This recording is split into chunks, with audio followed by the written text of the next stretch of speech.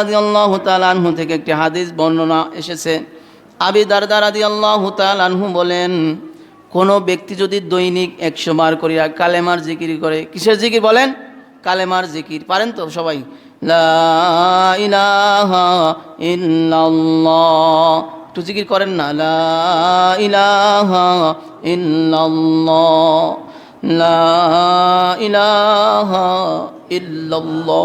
মাঝে মধ্যে কালেমারে জিকির করবেন, একেবারে নির্জনে বসিয়া একা একা গভীর রাত্রে জিকির করবেন। জবানে জিকির চলবে, আর যেন চোখ দিয়া ফোটায় ফোটায় পানি বের হয়ে যায়। বলবেন, হুজুর জিকির করুম, চোখ দিয়া পানি পড়লে লাভ হইব কি? লাভ আছে, এই জন্যই বলছি। নবীজি সাল্লাল্লাহু আলাইহি ওয়াসাল্লাম একটি হাদিসের মধ্যে বলছেন, 7 শ্রেণীর মানুষ কিয়ামতের ময়দানে রব্বুল আলামিনের আরশের নিচে ছায়া পাবে। সুবহানাল্লাহ বলেন। কয় শ্রেণী? 7 শ্রেণী। এর মধ্যে এক শ্রেণী হলো ওয়া যাকারাল্লাহ খালিয়ান ফাফাজাত আইনাহু। নবীজি হাদিস শরীফের মধ্যে বলেন, ওই মানুষটা কিয়ামতের ময়দানে আরশের নিচে ছায়া পাইয়া যাবে যেই মানুষটা জিকির করে জবানে, আর তার চোখ দিয়া জরজর করিয়া পানি পড়ে। এই লোকটা কিয়ামতের ময়দানে রব্বুল আলামিনের আরশের নিচে ছায়া পাবে। সুবহানাল্লাহ।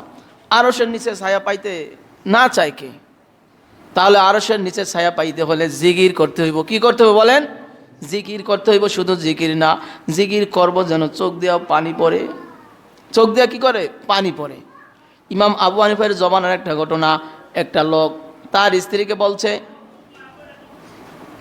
যে, ও আমার স্ত্রী, আমি যদি আরশের নিচে জায়গা না পাই তুমি তালাক। কি কঠিন কথা! একটা মানুষ আরশের নিচে জায়গায় পাইব না, জান্নাতে যাইব না, জাহান্নামে যাইব, দুনিয়াতে 100% গ্যারান্টি কে দিতে পারে? বেচারায় বড় পেরেশানিতে পড়ে গেছে। হায় হায়, কি একটা কথা বললাম! আমি এটা জানবই কেমনে আমি আরশের নিচে জায়গা পাবো কি পাবো না? কিন্তু মুখ দিয়া তো বের হয়ে গেছে। এটা সমাধান না হলে তো বড় বিপদ। আমি আমার স্ত্রীকে আমি হারাইমু।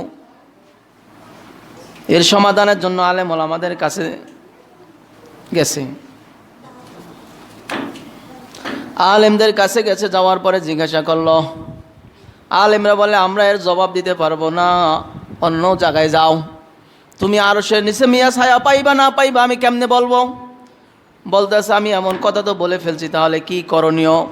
এবার ইমামে আজম আবু হানিফা রহমাতুল্লাহ আলাইহির দরবারে গেছে, গিয়ে বলতেছে, হুজুর আমি এমন একটা কথা বলে ফেলছি, আমি যদি আরশের নিচে ছায়া না পাই তাহলে আমি বলছি আমার স্ত্রী তালাক। ইমাম আবু হানিফা রহমাতুল্লাহ আলাইহি বলে, তোমার পেরেশানির কোনো কারণ নাই, আমি তোমাকে একটা কথা জিজ্ঞাসা করতে চাই। বলেন, একটা কথা কি? যে তোমার জিন্দেগিতে কোনো দিন এমন কি ঘটনা আছে? হুজুর কি ঘটনা? বলে, এমন কি কোনো একটা কারণ ঘটনা ঘটেছে নি যে জিন্দেগিতে কোনো একদিন তুমি গভীর রাত্রে জাগছো, দুনিয়ার কোনো মানুষ তোমার পাশে ছিল না, তুমি একা একা গভীর রাত্রে উঠছো, কোনো মানুষ তোমার কাছে নাই, দুনিয়ার সব যখন নিস্তব্ধ, সবাই যখন ঘুমে বিভোর, দুনিয়ার সব আওয়াজ সব কিছু বন্ধ, কিন্তু এমন সময় তুমি তোমার মালিকের জিকির করছো, নির্জনে এক কোনায় বসিয়া তুমি জবান দিয়ে জিকির করছো, লা ইলাহা ইল্লাল্লাহ, লা ইলাহা ইল্লাল্লাহ। মাঝে মাঝে জিকির করবেন আল্লাহ পাকের মহব্বত নিয়া, ভালোবাসা নিয়া, মায়া নিয়া। শুধু জিকির করুম এরকম বিষয় নয় যে জিকির করবেন একেবারে মনোযোগ দিয়া, একেবারে আল্লাহর দিকে মনটাকে কি বলে ওটাকে, মন আল্লাহর দিকে দিয়া জিকির করবেন খুব নরম সুরে। লা ইলাহা ইল্লাল্লাহ, লা ইলাহা ইল্লাল্লাহ। আবু হানিফা রহমাতুল্লাহ আলাইহি বলেন, এমন ঘটনা কি ঘটছে, নিজজনে একদিন জিকির করছিলা আর তোমার চোখ দিয়া জরজর হয়ে পানি পড়েছে। লোকটা বলে, হে ইমামে আজম, আমার মনে পড়ে একদিন আমি গভীর রজনীতে উঠেছিলাম, ওই সময় আমার স্ত্রীও ঘুম থেকে ওঠে নাই, আমার ঘর থেকে কেউ ঘুম থেকে ওঠে নাই, গভীর রজনীতে উঠিয়া ঘরের এক নির্জন এক কোনায় বসিয়া আমি জবান দিয়ে আমার মাওলারে ডাকছি, আমি জবান দিয়ে জিকির করছি লা ইলাহা ইল্লাল্লাহ লা ইলাহা ইল্লাল্লাহ। আমি জবানে জিকির করছি, আমার চোখ দিয়া জরজর করিয়া পানি পড়েছে। আবু হানিফা রহমাতুল্লাহ আলাইহি বলে, তাহলে তুমি শুনে রাখো, তোমার স্ত্রী নিয়ে তুমি ঘর করো, কোনো সমস্যা নাই। আমি সাক্ষী দিলাম, তুমি কিয়ামতের ময়দানে রব্বুল আলামিন আরশের নিচে ছায়া পাবা। সুবহানাল্লাহ। তাহলে আরশের নিচে ছায়া পাইতে হলে আল্লাহ তাআলার জিকির করতে হবে, ভালোবাসা নিয়া, মায়া নিয়া, মহব্বত নিয়া, চোখ দিয়া যেন পানি পড়ে। ইনশাআল্লাহ পারবো তো? 2 নম্বরে আমল। 3 নম্বরের আমল হইল জান্নাত চাও। আল্লাহ তাআলার কাছে কি চাইবো? জান্নাত চাইবো, জান্নাতের আশা করব। কিছুদিন আগে এক বক্তা, সে একটা গান বা গজল যাই বলেন, সে বলতেছে, আমি চাই না জান্নাত, ভয় পাই না জাহান্নাম, আমার কপালে লেখা দিও দয়ার নবীর নাম। এই আহাম্মক বলতেছে, আমি জান্নাত চাই না, জাহান্নামও চাই না, জাহান্নামেরও ভয় পাই না, জান্নাতও আমি চাই না, নবীর নাম কপালে লেখা দিও। এই কথাটা সম্পূর্ণ কোরআন হাদিস বিরোধী কথা।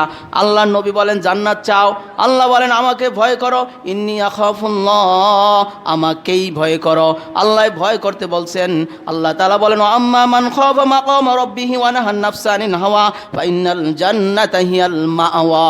আল্লাহ বলে, যেই মানুষগুলা কিয়ামতের ময়দানে মাহশারের দিনে, হাসরের দিনে আমার সামনে দাঁড়ানো হওয়াটাকে ভয় করে, যেই লোকটা আমার সামনে দণ্ডায়মান কেমনে হবে, এই ভয় যার অন্তরের ভিতরে আছে, এই ভয়টা যেই লোকটা করে, রব্বুল আলামিন বলেন ওর জন্য রয়েছে জান্নাত।